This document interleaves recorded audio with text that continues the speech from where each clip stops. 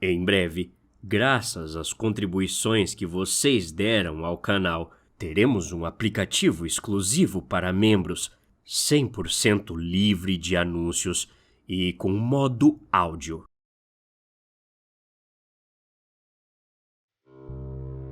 Dizem que o luto é um processo que tem que ser vivido, mas ninguém te ensina a lidar com o luto de alguém que ainda está tecnicamente vivo. Diego não morreu. Ele apenas deixou de ser o homem com quem eu ia me casar em dezembro e se tornou um parágrafo covarde de 3 linhas numa mensagem de WhatsApp. Eu estava no meio de uma reunião onde trabalho, o celular virado para baixo na mesa de vidro. Quando a tela acendeu com a notificação dele, achei que fosse a confirmação da reserva do restaurante para o nosso aniversário de namoro. Deslizei o dedo pela tela por debaixo da mesa, escondendo o aparelho do meu chefe. A mensagem de Diego dizia: Bia, eu não aguento mais. A pressão aqui na Fênix acabou comigo. Estou tendo um colapso. Preciso dormir, me desligar de tudo para não enlouquecer de vez. Não me procure, por favor. Vou para a chácara do meu tio no interior. Esquece que eu existi. Me desculpa. Eu li aquelas palavras umas 5 vezes antes do meu cérebro processar. Não fazia o menor sentido. Diego era um auditor contábil sênior. Ele era o homem mais metódico, previsível e avesso a riscos que eu já havia conhecido.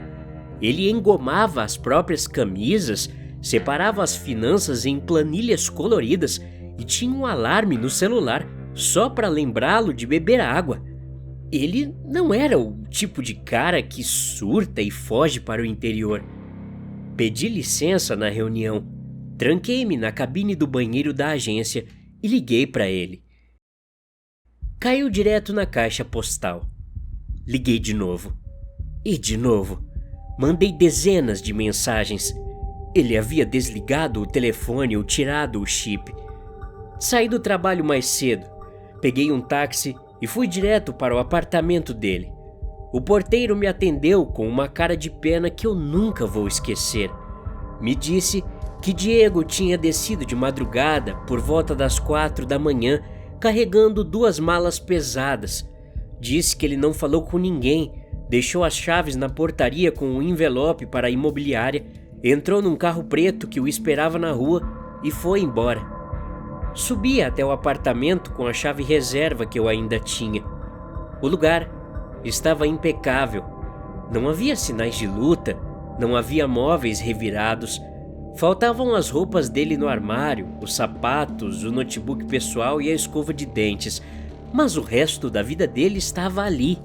Os livros de contabilidade na estante, a caneca de café suja na pia, o roteador piscando.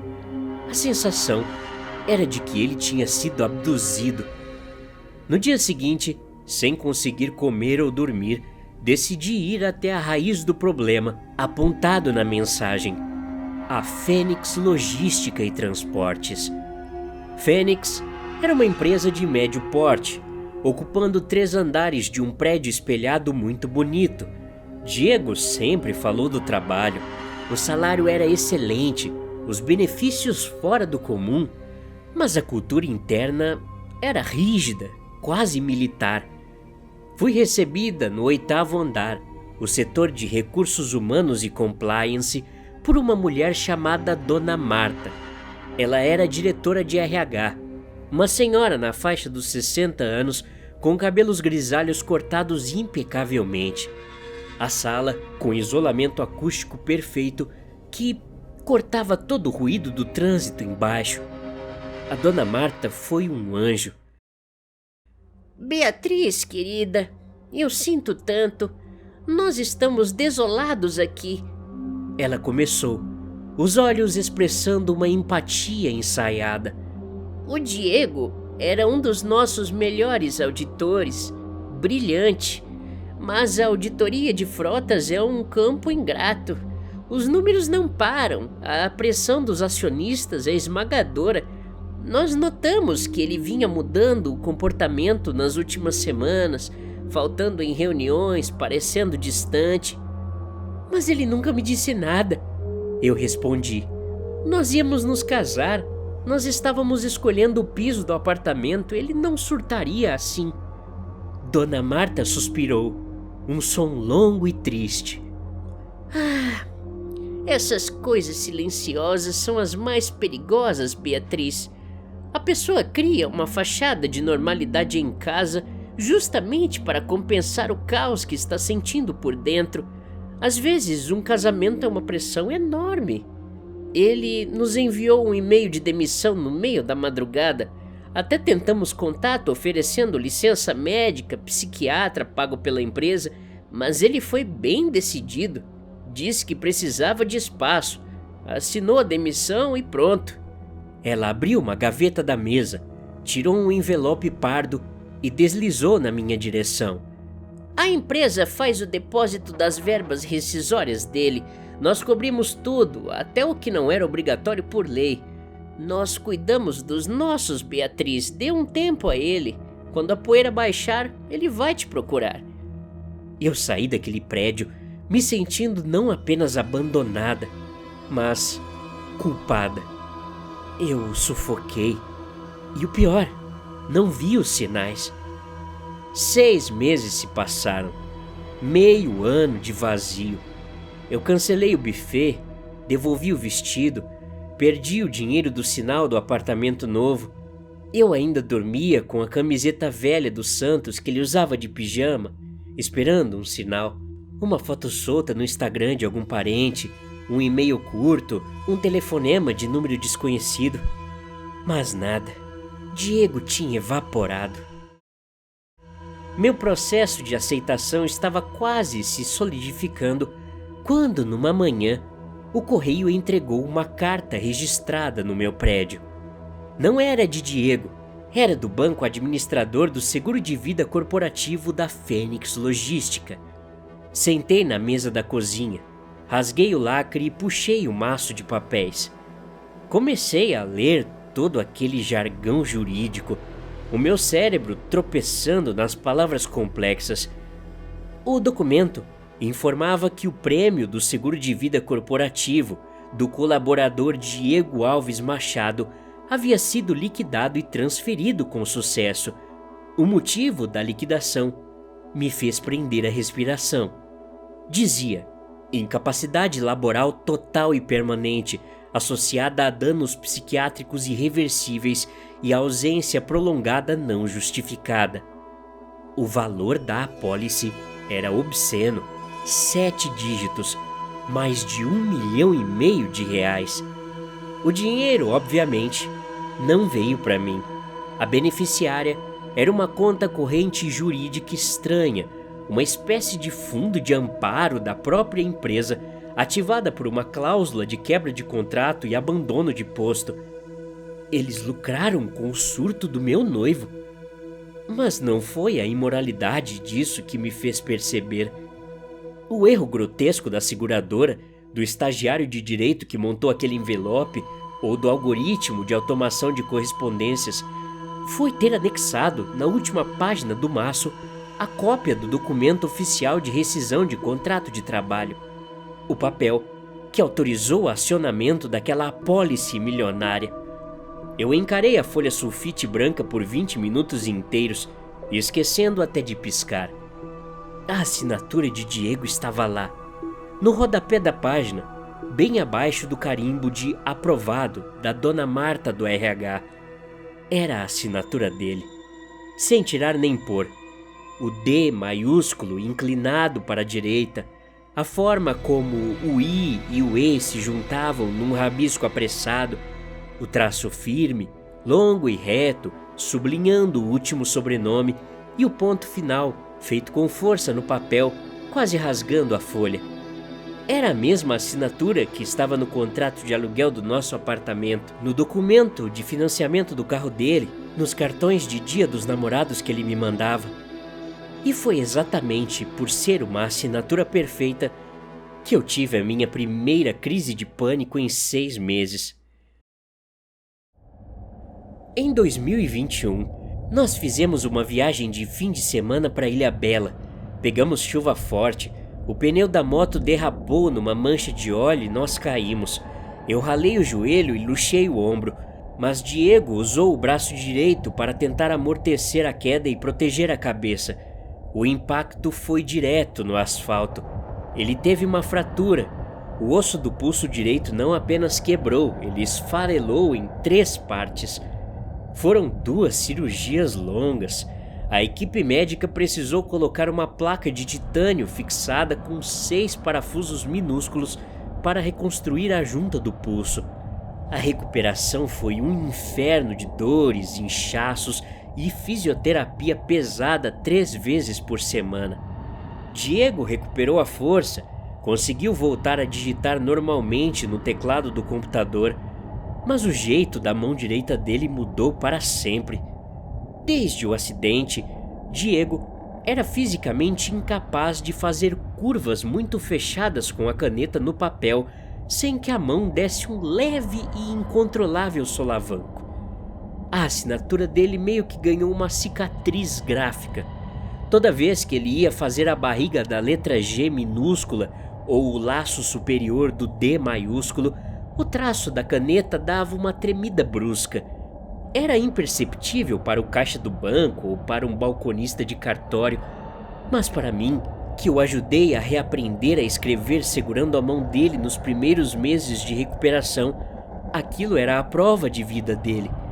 A assinatura impressa naquele documento de rescisão, datado de 3 dias após a mensagem de abandono, era perfeitamente lisa, fluida, ininterrupta, com curvas arredondadas e exatas. Era a assinatura de um Diego de 2020, antes do acidente. A Fênix Logística não tinha uma assinatura real do Diego naquele papel. Eles tinham um vetor, um arquivo digital provavelmente puxado do contrato de admissão dele de anos atrás, reproduzido no papel de rescisão por uma máquina.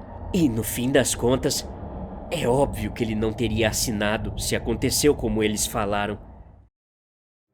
E se ele não assinou a rescisão, quem digitou aquela mensagem no WhatsApp? E por que deram um sumiço nele?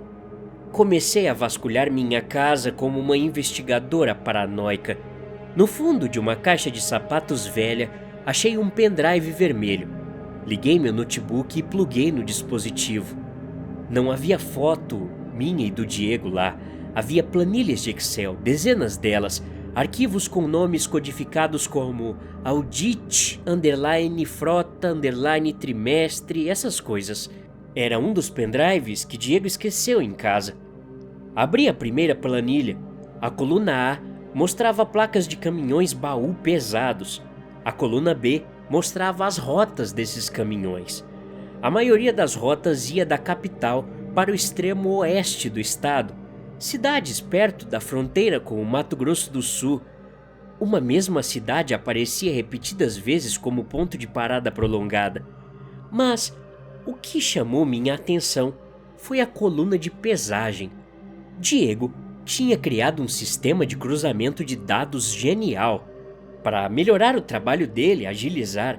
E esse sistema pegava os dados de telemetria das balanças eletrônicas das praças de pedágio rodoviário e cruzava com os pesos reais dos caminhões, com os pesos declarados nas notas fiscais da carga da Fênix Logística. As notas fiscais declaravam carregamentos de peças automotivas, maquinário pesado e caixas de cerâmica, coisas densas, pesadas, fáceis de justificar para a Receita Federal. O valor do frete das mercadorias movimentava milhões em dinheiro vivo, lavando a origem do capital. Mas os caminhões que passavam nas balanças das rodovias durante a madrugada não estavam carregando nada. As balanças acusavam que os caminhões estavam, na grande maioria das vezes, circulando completamente vazios ou quase vazios. Diego não sumiu. Ele era um auditor competente demais para a empresa. Ele esbarrou no esquema de lavagem de dinheiro da empresa usando rotas fantasmas e documentou tudo. Ele tentou ser o herói, juntando provas antes de ir à polícia. Mas no mundo corporativo, os servidores sempre monitoram os logs de acesso. Eles viram o que ele estava fazendo. Foi por isso que ele saiu do apartamento às 4 da manhã carregando malas pesadas, segundo o porteiro. Não era ele carregando as malas. E aquelas malas não eram malas com roupas. Fiquei encarando a tela do notebook, o pendrive vermelho piscando. A minha respiração estava tão superficial que o meu peito doía. A planilha do Diego não deixava dúvidas. O dinheiro sujo entrava na capital e os caminhões vazios seguiam sempre para a rota final, descarregando o nada numa propriedade rural na cidade no interior do estado. Era lá que as pontas soltas eram enterradas. Eu precisava fazer algo com aquela informação. Mas antes que eu pudesse fazer qualquer coisa, meu celular piscou, como se eu tivesse recebido uma mensagem. Mas ao olhar direito, eu tinha enviado. Como assim? Não me lembro.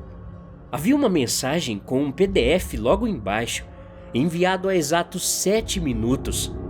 Por mim. Os destinatários eram a minha mãe, a minha irmã e o diretor de criação da agência onde eu trabalho. O meu sangue virou gelo. Abri a mensagem. O texto era um pedido longo de desculpas, triste e perfeitamente articulado, escrito em meu nome. A mensagem dizia que o luto finalmente tinha me quebrado, que eu estava sofrendo de delírios persecutórios severos, inventando teorias da conspiração sobre a antiga empresa do Diego, simplesmente para não aceitar a rejeição do abandono. Terminava dizendo que, num momento de lucidez, eu reconheci a minha própria insanidade e assinei uma internação voluntária numa clínica de repouso psiquiátrico isolada, que eu entregaria meu celular aos médicos e ficaria incomunicável por meses para me tratar. Em anexo, havia um documento em PDF, o termo de consentimento da clínica. Eu abri para ver o arquivo. O arquivo em questão era um laudo de um psiquiatra que eu nunca vi na vida, atestando esquizofrenia paranoide. E no final da página, no campo de acordo do paciente, estava a minha assinatura, validando a minha própria loucura perante a lei. Eu olhei para o cabeçalho do documento médico, o endereço da tal clínica de repouso. Era numa propriedade rural, nas exatas coordenadas dos destinos finais das frotas fantasmas da Fênix. Eu não precisava ser perseguida na rua. A Fênix Logística não precisa quebrar a porta de ninguém. Eles usam a papelada. Eles já tinham me diagnosticado, me afastado do trabalho de forma legal e avisado a minha família que eu estava doente. Se eu corresse para a rua agora, gritando por socorro e falando sobre lavagem de dinheiro, eu estaria apenas interpretando com perfeição o roteiro da histérica em surto que eles acabaram de escrever para mim. Ninguém ia investigar a empresa. Todos iam ter pena de mim. O interfone do meu apartamento tocou. Atendi no automático. O fone grudado no ouvido, a voz presa na garganta. Dona Bia? Era a voz do seu João, o porteiro, soando calmo e com aquele tom de pena que as pessoas usam com quem está doente. Tem uma equipe médica particular aqui embaixo com uma ambulância. Eles disseram que a senhora agendou a transferência para a clínica de repouso agora à noite. Eles têm uns policiais aqui e eles mandaram te avisar. Eles já estão subindo com a cadeira de rodas e um remédio, caso a senhora fique muito nervosa na viagem. Até a próxima. Obrigado.